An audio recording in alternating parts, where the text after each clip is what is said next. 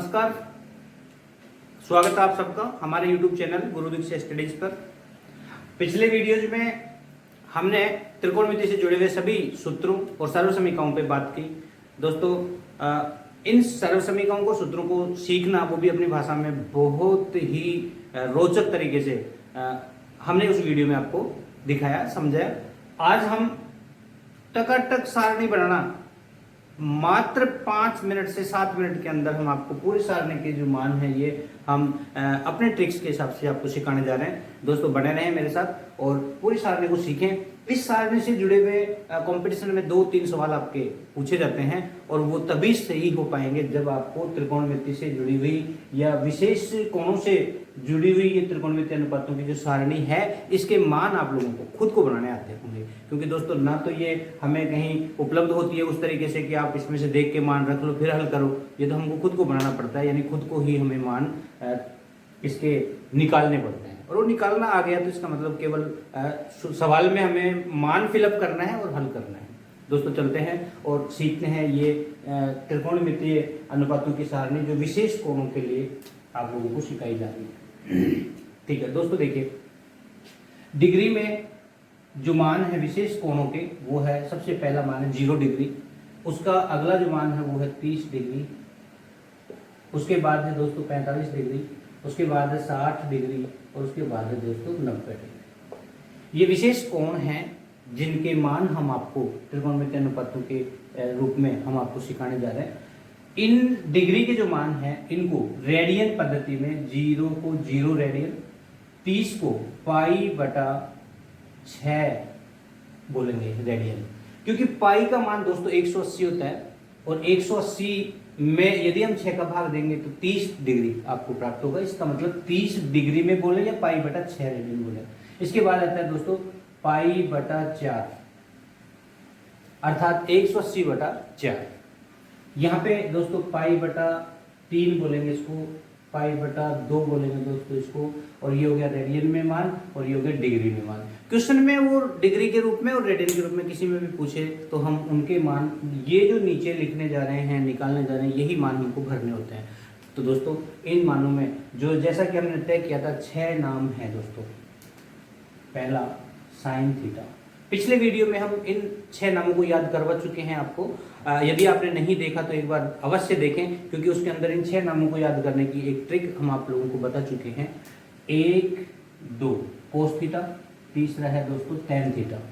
और इसी क्रम में मैं आगे बढ़ूं तो चौथे नंबर पर है कोसेक थीटा, 5वें पर सेक थीटा, 6ठे पर कोट थीटा। ये अपना एक क्रम था और इस सीक्वेंस में याद करने मात्र से हमने आपको लगभग 27-28 सूत्र थे। 20 के बाद हमने और 8-7 सूत्र समझे आपको।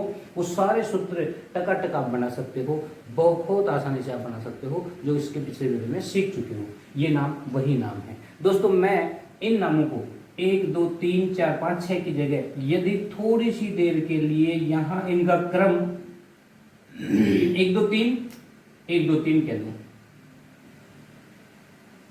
तो दोस्तों, इस सीक्वेंस में, इस क्रमबद्धता में एक संबंध है और वो संबंध है कि नंबर 1 पर जो साइन थीटा है, ठीक 1 नंबर पर कोसेक थीटा भी है। तो 1 नंबर पर साइन थीटा है, वो कोसेक थीटा का व्युत्क्रम होता है दोस्तों। अर्थात साइन का व्युत्क्रम कोसेक और कोसेक का व्युत्क्रम साइन होता है। ये इन दोनों में संबंध है जो हम पिछले वीडियो में आपको बता चुके हैं। कोस 2 नंबर पे यहाँ पे हमने लिखा है और 2 नंबर पे यहाँ पे सेक है, तो कोस का व्युत्क्रम यानी उल्टा सेक होगा और सेक का उल्टा कोस होगा।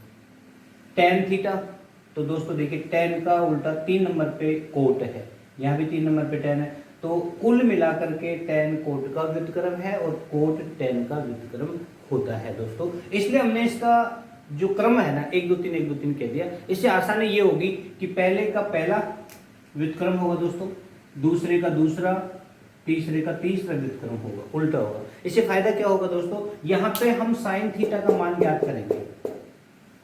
अगर हमने साइन के कॉलम्स में ये सारणी के मान निकाल दिए और ज्ञात करके लिख दिए सही, तो इसका सीधा सीधा अर्थ हुआ कि आपने साइन ही नहीं, आपने कोसेक भी ज्ञात कर लिया। अर्थात साइन का जो भी मान है उसका व्युत्क्रम हम कोसेक के सारणी के इस लाइन में लिख देंगे।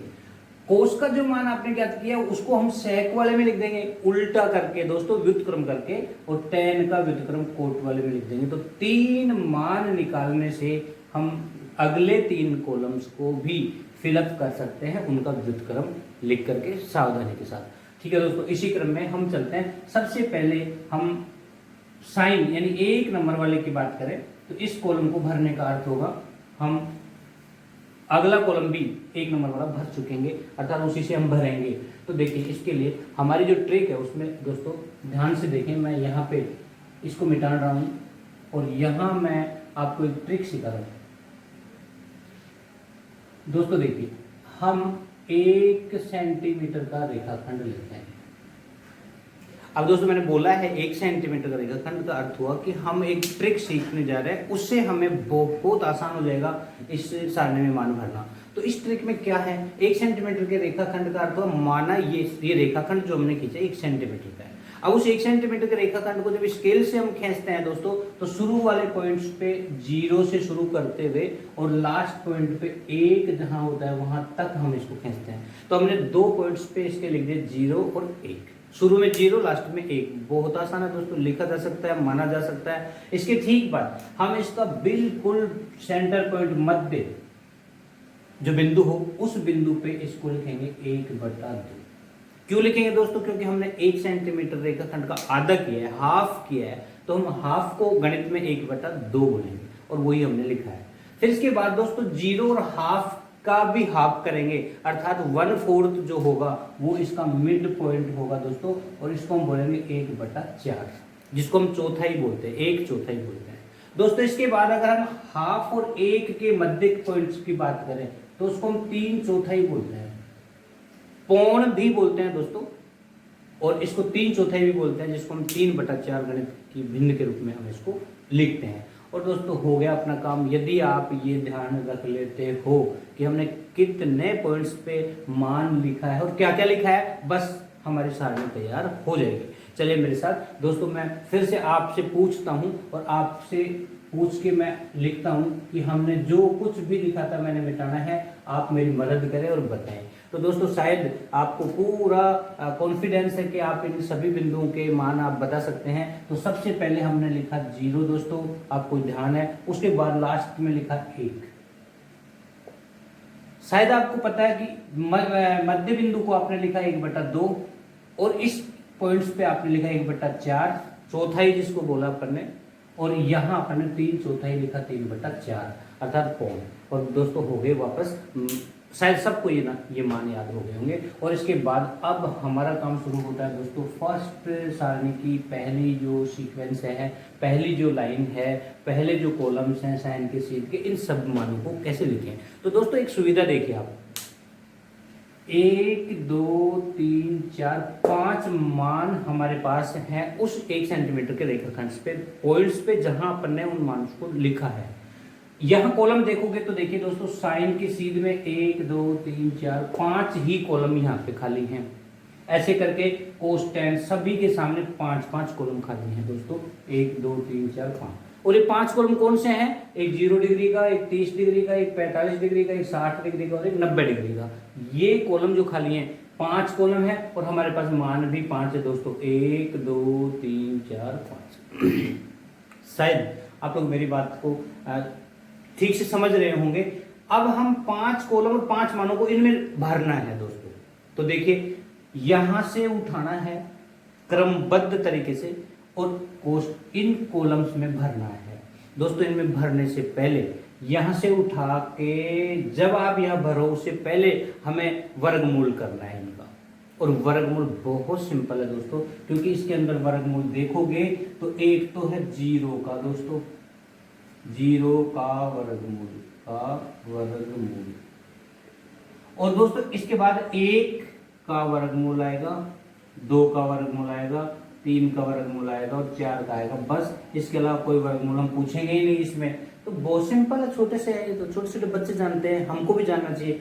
0 का वर्गमूल दोस्तों 0 होता है, ये ध्यान रखना है। 1 का वर्गमूल 1 होता है, ये ध्यान रखना है। अब क्या ध्यान रखना है दोस्तों, आपको सबको पता है 0 का 0, 1 का 1, शायद याद हो जाएगा यहीं पे आपको। और इसके बाद अगर बात करें कि 2 का नहीं पता आपको 3 का, नहीं पता 4 का, पता है 2 होता है।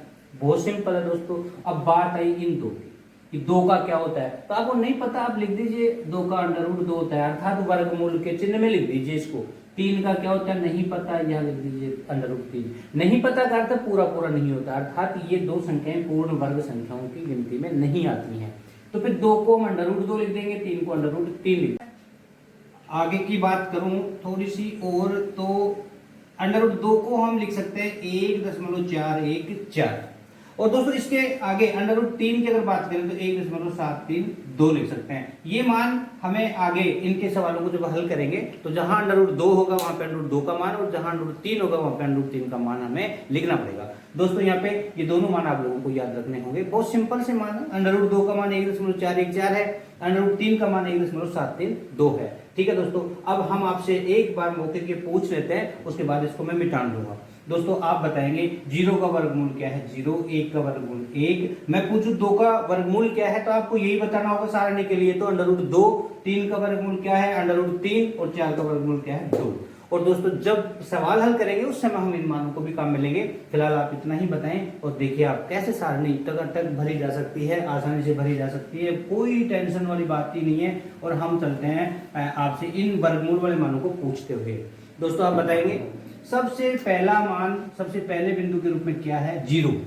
यहाँ पे सबसे पहला कोष्टक ये जो खाली है इसमें ही भरेंगे। पहला मान पहला कोष्टक, दूसरा मान दूसरा कोष्टक, तीसरा मान तीसरा कोष्टक, चौथा मान चौथा कोष्टक, पांचवा मान पांचवा कोष्टक, और हमारा साइन की पूरी लाइन भर जाएगी। अब दोस्तों बात ये रहेगी इसका मान और इसका कोष्टक ये ऐसे कैसे न लिख करके केवल वर्गमूल लेकर के लिखना है, और वर्गमूल हम सीख ही चुके हैं। अब मैं आपसे पूछ रहा हूं भाई मैंने इस 0 को यहां से उठा लिया है, ठीक है, मैं रखने जा रहा हूं, लेकिन मैं रास्ते में इसका क्या होगा वर्गमूल करके फिर रखूंगा इसको। तो मैं 0 का वर्गमूल क्या लिखूं, तो अभी भी बात होती 0 का वर्गमूल 0 होता है, तो मैं यहाँ पे लिख दूंगा 0। दोस्तों पहला कोष्टक बहुत आसानी से आप लिख सकते हो, भर सकते हो इसमें। दूसरा कोष्टक, तो दूसरे कोष्टक में दोस्तों भिन्न रूप में 2 मान हैं, 1 ऊपर है 4 नीचे है, तो 1 का वर्गमूल 1, 4 का वर्गमूल 2 होता है। और हमने यहां से उठाया दूसरा मान, दूसरे कोष्टक में भरने जा रहे, वर्गमूल किया और भर दिया। अब मैं आपसे पूछूं भाई हमने क्या नया किया, 1 का वर्गमूल 1 लिख दिया, 4 का वर्गमूल 2 लिख दिया, 1/2 इसका मान हो गया। अर्थात 0 डिग्री का मान साइन के लिए 0, साइन 30 डिग्री का मान 1/2, और अब हम ज्ञात करने जा रहे हैं 45 डिग्री का। तो फिर साइन 45 का मान क्या होगा, अर्थात इस कॉलम के लिए क्या होगा, वो ध्यान से पहला दूसरा तीसरे कोष्टक के रूप में, तो तीसरे कोष्टक का मान हम तीसरे नंबर से निकालेंगे। दोस्तों यहाँ 2 नंबर तक के मान हम भर चुके, तीसरे नंबर का मान हम ले रहे हैं 1/2। दोस्तों मैं आपसे पूछ रहा हूँ बताइए, पहले 1 है तो 1 का वर्गमूल क्या लिखूं, तो 1, क्योंकि 1 ही होता है। 2 है नीचे, तो 2 का वर्गमूल मैंने बताया था दोस्तों 2 का अंडर रूट 2 लिखना है, तो यहाँ पे लिख देंगे अंडर रूट 2। इसके बाद चौथे नंबर का मान दोस्तों क्या है 3/4। 3 का वर्गमूल क्या होगा अंडर रूट 3, 4 का वर्गमूल क्या होगा 2। ये बात हम कर चुके दोस्तों। लास्ट में 5वें नंबर का मान 1 है, यहाँ पे वर्गमूल करके लिखना है, 1 का वर्गमूल 1 ही होता है तो 1 ही लिखेंगे। अब आप देखिए दोस्तों हमारा पहला कॉलम पहला मान साइन थीटा के सभी 5 मान भरे जा चुके हैं दोस्तों, और बहुत आसान है। अब मैं आपसे कहूं भाई साहब 1 नंबर वाला मान आपने भरा है साइन थीटा का, तो 1 नंबर यहाँ भी है, और इस 1 नंबर का मान 1 नंबर में ही आओ, और इसका उल्टा होता है, एक संबंध होता है, तो इस मान को इसमें उल्टा करके लिखते जाओ, बस कुछ नहीं करना, विलोम व्युत्क्रम करके। अब दोस्तों ध्यान रहे 0 का जो उल्टा होता है व्युत्क्रम होता है वो अनंत होता है, जिसको इन्फिनिटी बोलते हैं दोस्तों, अनंत बोलते हैं, अपरिभाषित भी बोलते हैं। आपको किसी सारणी में अपरिभाषित लिखा हुआ मिलेगा, किसी में अनंत का चिन्ह लगा हुआ मिलेगा, किसी में इन्फिनिटी लिखा हुआ मिलेगा, अर्थात कुछ भी हो तीनों एक ही नाम है। तो 0 का उल्टा तो दोस्तों अनंत, अनंत का उल्टा 0, ये बात आप लोगों को ध्यान रखनी है। अब आप चलते हैं, देखिए कोसेक का पहला कॉलम मैं भरने जा रहा हूं, मुझे कुछ नहीं मतलब टेंशन करनी है। इस कॉलम में देखो साइन वाले कॉलम को ध्यान रखना, सीधा इसके इस कॉलम में 0 है तो इस कॉलम में इसका उल्टा लिखेंगे। 0 का उल्टा क्या होगा दोस्तों अनंत, मैंने अभी बात की थी, ये अनंत यहाँ पे। दूसरे कॉलम में आओ तो दूसरा साइन का कॉलम देखो 1/2 है तो दोस्तों 2/1 लिखेंगे। तीसरे कॉलम में आ जाओ, लेकिन ध्यान रहे तीसरा कॉलम आपकी आंखें आ भी रहे, 1/√2 है, इसको हम √2/1 लिखेंगे दोस्तों।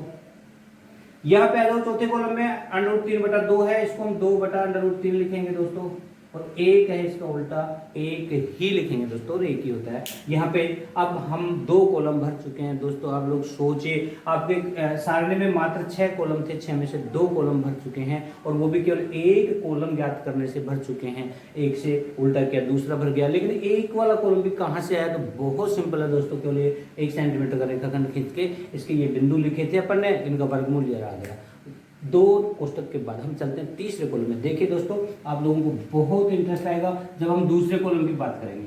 और दूसरे कॉलम में मैं आ रहा हूं दोस्तों, तो कोस थीटा है। अब कोस थीटा को भरने के लिए देखिए कुछ नहीं करना, साइन का जो मान आपने निकाला था मेहनत करके, इस मान को इस साइड से उठाओ और ऐसे कैसे ला के रख दो, कोई चेंज नहीं। लेकिन उधर से उठाओ और इधर वाले घरों में रखते जाओ।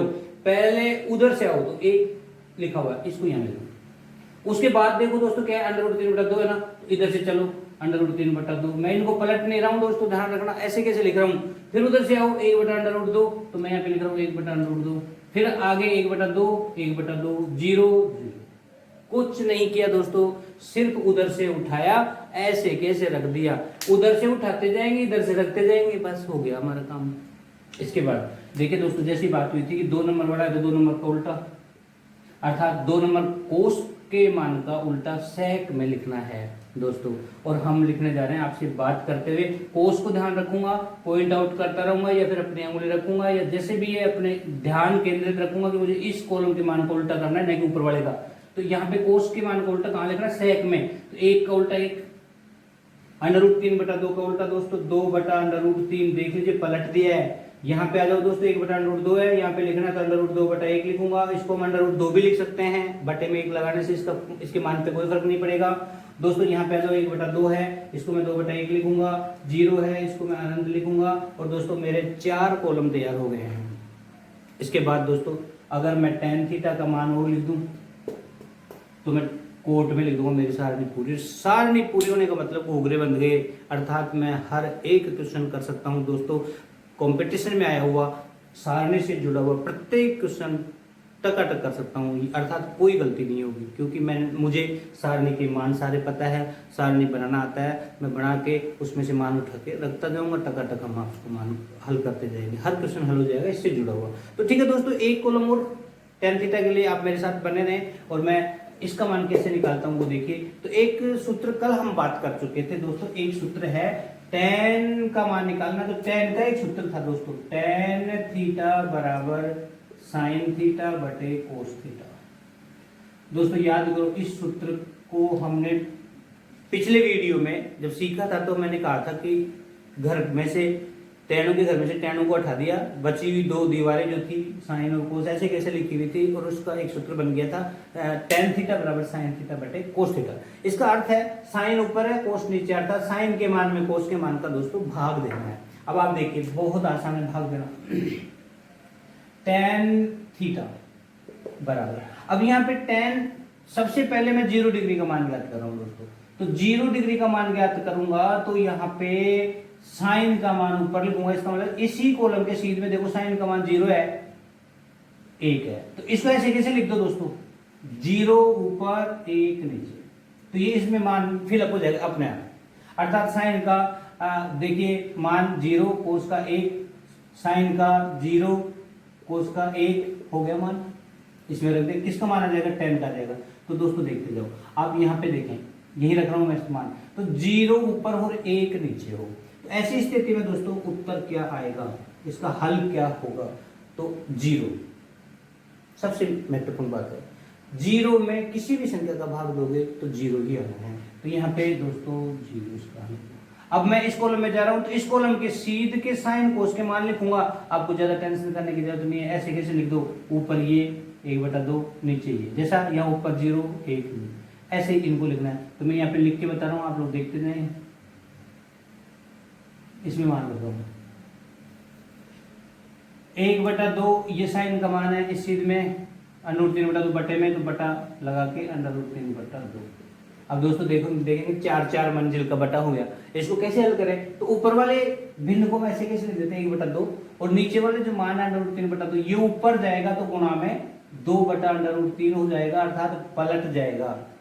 अविभाग में है, ऊपर जाएगा गुणा में पलट जाएगा, और इसको 2 से 2 काट दो, ऊपर क्या बचा ध्यान रखना दोस्तों, 1, नीचे क्या बचा √3, तो आपका मान होगा 1/√3।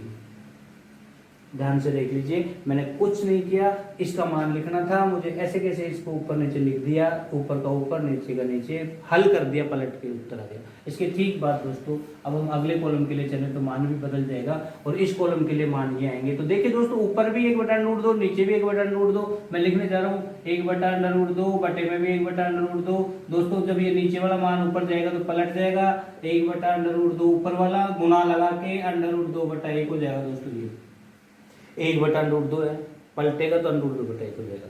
ऐसे जब आप काटोगे दोस्तों तो ये कट गया, ये कट गया, इसका अर्थ हुआ 1 बच गया, क्योंकि √2 1 √2, √2 1 √2, 1 1 में 1 1 1 में 1, 1 को 1 से गुणा किया 1, बटे में 1 को 1 से गुणा किया 1, 1 में 1 का भाग दिया तो 1 आएगा।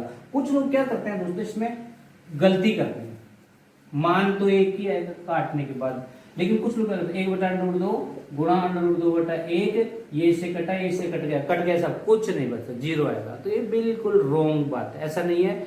जब समान संख्याएं कट रही हैं, ऊपर नीचे कट रही हैं, तो फिर निश्चित रूप से उसमें एक बार कटती है। जैसे आप लोगों को ये पता है 5/5, दोस्तों 5 से 5 कट गया, तो 5 एकम 5, 5 एकम 5, तभी तो है 1/1 बराबर 1, 1 तो आएगा ना। ऐसा थोड़ी कह दो कि 5 से 5 कट गया सब कुछ नहीं बचा, ऐसा नहीं है, यहाँ पे 1 आएगा, तो मैंने लिख दिया 1। इसके ठीक बाद इन मानों को दोस्तों ऊपर नीचे लिख रहा हूँ, देखिए आप ध्यान से देखना, इसके सीध के मान √3/2 ऊपर, √3/2 बटे में देखिए दोस्तों 1/2, 1/2 ऊपर जाएगा, पलट जाएगा, ऊपर का मान लिख रहा हूँ दोस्तों √3/2 गुणा 2/1, 1/2 को मैंने 2/1 लिखा है, 2 से 2 कैंसिल। अब आप देखेंगे कि ऊपर बचा √3 बटे में 1, √3/1 को √3 भी लिख सकते हो। मैंने बात की थी कि बटे में 1 लगाने से उसके अनुपात पे, उसके मान पे कोई फर्क नहीं पड़ता है। तो दोस्तों इसको मैं लिख रहा हूँ √3/1, और अब इसको लिखना है दोस्तों, लास्ट 5वीं कॉलम का मान देख लीजिए, 1 ऊपर 0 नीचे। अब बात आई कि 1/0 का अर्थ क्या होगा, तो 0 का भाग देना है 1 में, और दोस्तों 0 का जब 1 में भाग देंगे तो ये अनंत आएगा, और यहां पे लिखा जाएगा अनंत। अब आपके सामने ये जो भी मान था दोस्तों, पूरे कॉलम्स का मान भर चुके हैं। अब इसको कुछ जगह आके आपको प्रॉब्लम्स आएंगी इसके मान को भरने में, और वो प्रॉब्लम्स क्या है, एक तो ये 0 और एक वो अनंत कैसे आया, क्यों आया, कैसे याद रहेगा कि उसमें 0 आ रहा है, इसमें अनंत आ रहा है, तो क्या था मामला 0 और अनंत वाला।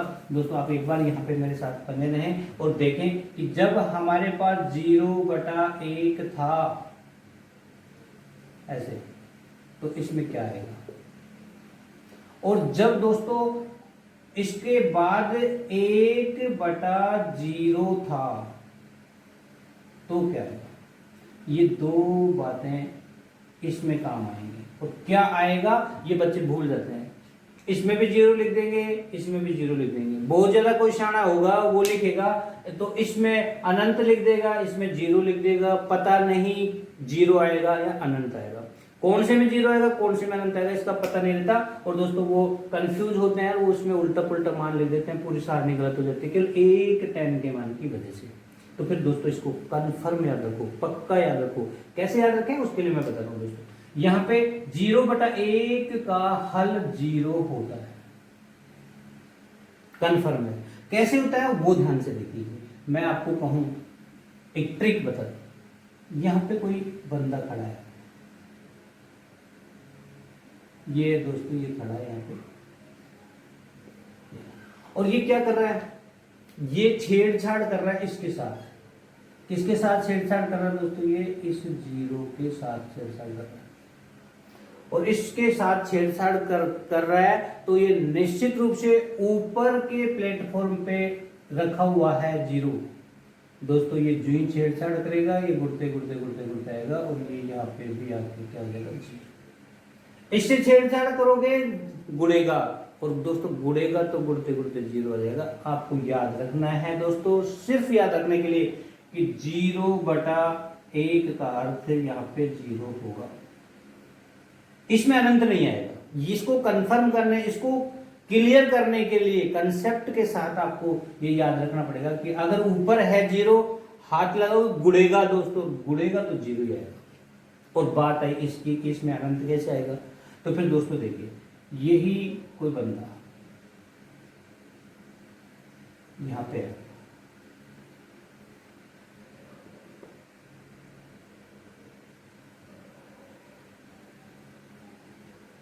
ये इसके साथ छेड़छाड़ कर रहा है दोस्तों, और इसके साथ छेड़छाड़ कर रहा है, शैतान है। जो ही छेड़छाड़ करेगा दोस्तों तो ये इसके अंदर इसको घुसा देगा, दबाएगा इसको, एक को दबाव डालेगा, और ये दबाव डालेगा तो ये जो दोस्तों नीचे जो आपको 0 दिख रहा है, शून्य दिख रहा है, इसकी शक्ल बेचारे की कैसी होगी वो मैं बता देता हूँ। ऐसे हो जाएगा,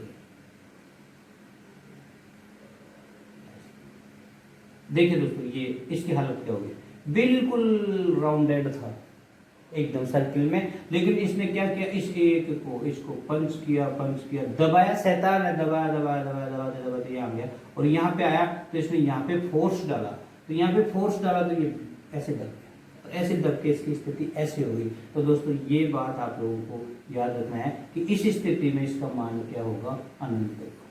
तो यहाँ पे अनंत है, और ये जो मान थे ये आपको tan थीटा बराबर sin थीटा बटे cos थीटा में मान रखने पर आ ही गया था, और आपका काम कंप्लीट। अब बात आई दोस्तों कि tan का मान आपने भर दिया, 0 अनंत कैसे आया, क्यों आया, किस में 0 आएगा, किस में अनंत आएगा, ये बात आपको क्लियर हो गई। और अब हम बात करते हैं tan के उल्टे मान कोट की, अर्थात tan का कोट से जो संबंध है उसके लिए हम बात करें तो दोस्तों आप लोग देखते जाए, यहाँ पे कोट के लिए मैं tan वाले कॉलम को पकड़ के रखूंगा, अर्थात इस पे ही कंसंट्रेशन रखूंगा। यहाँ पे पहले कॉलम में 0 है तो यहाँ पे पहले कॉलम में इसका उल्टा अनंत आएगा, 0 का उल्टा अनंत, अनंत का उल्टा 0।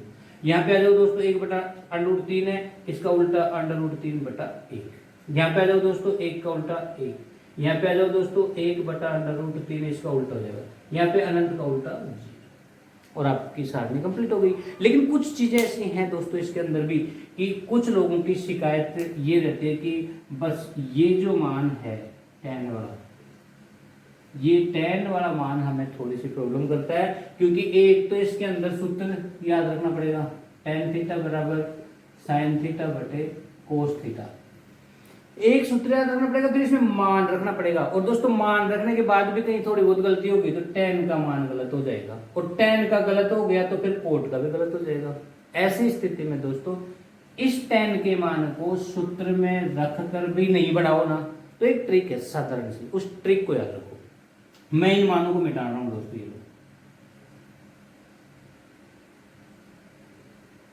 मैंने मिटाना दी, और अब मैं आपसे बात कर रहा हूं कि परेशानी इसी में तो है, समस्या यही तो है, इसी कॉलम में तो समस्या है, tan वाले मानों में तो समस्या है, भाग देना पड़ता है, सूत्र में मान रखना पड़ता है। अगर ये ट्रिक से हो जाए, वैसे ये मस्ती में हो जाए तो फिर कोई टेंशन ही नहीं है, क्योंकि साइन के मान में कोई टेंशन नहीं है, यहाँ से उठाया वर्गमूल्य लिख दिया, कोस का मान दोस्तों वहां से उठा करके रख दिया, उल्टा भी नहीं किया, बस वहां से उठा और रख दिया, और इन दोनों का उल्टा इनमें लिख दिया। अब tan का मान अगर वैसे आ जाए हंसते खेलते तो कोट का इसका उल्टा करेंगे, बस होगी सारणी। तो मैं आपको दोस्तों ट्रिक से tan थीटा का मान भरना समझा रहा हूँ, आप लोग मेरे साथ बने रहे, ध्यान से देखिए दोस्तों। कितने कॉलम है बताओ, 1 2 3 4 5, ओके। अब मैं आपसे कहूँ भाई साहब, पूर्ण संख्याएं कहां से शुरू होती है, 0 से, और लास्ट में कहां तक जाती हैं, अनंत तक, अर्थात 0 से शुरू होकर अनंत तक जाती हैं। शुरू में 0, लास्ट में अनंत। तो दोस्तों 2 कॉलम तो हो गए, शुरू में 0, लास्ट में अनंत लिख दो, 2 कॉलम भर गए, और बचे समस्या कितने कॉलम में है ये बता दो। तो आप लोग खुद देख के बताओ दोस्तों, 1 2 3 कॉलम में समस्या है, बताओ कितने कॉलम में समस्या है, 3 कॉलम में। तो दोस्तों 3 कॉलम में समस्या है, और जब किसी को भी समस्या होती है ना तो वो मार्केट में नहीं घूमता है, ऐसे बहुत संकुचित होता है जब प्रॉब्लम में होता है इंसान कभी भी, तो वो क्या करता है, अपने घर पे ही रहता है, छुप के रहता है। अगर घर में भी तय खाना हो, नीचे अंडरग्राउंड हो, बेसमेंट हो, तो कोशिश करेगा कि वो उसके अंदर रहे आराम से, यानी किसी के संपर्क में न आए, एक अकेला रहे और मस्त रहे, जिससे कोई वो जो भी प्रॉब्लम्स उसको हैं, समस्या उसको है, उनका वो सामना कर सके छुपके से। तो फिर आप देखिए दोस्तों, यहाँ भी कितने कॉलम में समस्या बता रहे हैं, 3 में, 1 2 3। तो फिर भाई साहब समस्या 3 को है, हमें लिखेंगे 3, और 3 को समस्या है तो समस्या वाला अंडरग्राउंड रहेगा, अंडरग्राउंड, ये लो अंडर रूट में रहेगा, और वो भी नीचे। तो नीचे का मतलब 1 मंजिल नीचे वाला बेसमेंट में रहेगा, और समस्या 3 कॉलम में थी, 1 2 3, इसलिए हमने 3 को नीचे बेसमेंट में रख दिया है। इसकी स्थिति होगी 1/√3। दोस्तों ये एक ट्रिक के माध्यम से हम इसको भर देंगे। अब बात आई एक, जब हमने, दोस्तों ध्यान रखना, जब हमने शुरू में 0 लिखा था तो लास्ट में उधर अनंत लिखा। जब हम यहां पे 1/√3 लिख रहे हैं तो इधर वाले कॉलम के पास शुरू के साथ लिख रहे हैं, तो लास्ट के साथ लिखेंगे दोस्तों इसको। तो ये जो समस्या है ये थोड़ी सी कम हो जाएगी, और उस समय कम होने का अर्थ हुआ कि वो जो बेसमेंट में रह रहा है 3 समस्या की वजह से, वो थोड़ा सा हल्का सा महसूस करेगा, और वो बेसमेंट से बाहर ऊपर ही आके रहने लगेगा। लेकिन दोस्तों ये लिखना इसके पास नहीं है, क्योंकि आपको पहले से बता चुके कि इसके सहारे लिखे थे अपन पास वाले कॉलम में, तो इसके पास वाले में लिखेंगे। और अब मैं आपसे बात करूं दोस्तों, ईमानदारी से बताना कि अब समस्या कितने कॉलम में रह गई आपको, तो आप निश्चित रूप से कहेंगे कि अब समस्या 1 कॉलम में है, तो यहाँ पे लिखेंगे 1। दोस्तों निश्चित रूप से आपके 5 कॉलम आप आसानी से भर सकते हो, और इनका व्युत्क्रम मैंने उल्टा कोट में लिख देंगे, और आपकी सारणी कंप्लीट हो जाएगी। बहुत आनंद आएगा, एक बार करके देखना दोस्तों। इस वीडियो को एक बार पुनः आप खुद चला के दोबारा से देखना, आपको लगेगा कि आप सारणी आसानी से भर सकते हो, और बहुत आनंद आपको आएगा। और ये मान ही हमारे कंपटीशन के सवालों में काम आएंगे, इससे जुड़े हुए सवालों में काम आएंगे। और दोस्तों नेक्स्ट वीडियो में इससे जुड़े हुए सभी सवालों को, जो जिस तरह के क्वेश्चन इनमें एग्जाम्स में, कॉम्पिटिटिव एग्जाम्स में पूछे जाते हैं, उन सब सवालों को हम लगभग हर तरीके के सवालों को करके देखते हैं। नेक्स्ट वीडियो देखने के लिए सब्सक्राइब करें, जिससे पहले, सबसे पहले आपको वो वीडियो देखने का मौका मिले। और दोस्तों ये वीडियो, ये जो सारणी भरना, इसके मान निकालना आपको समझ में आया हो, तो दोस्तों ज़्यादा से ज़्यादा इसको शेयर करें, लाइक करें।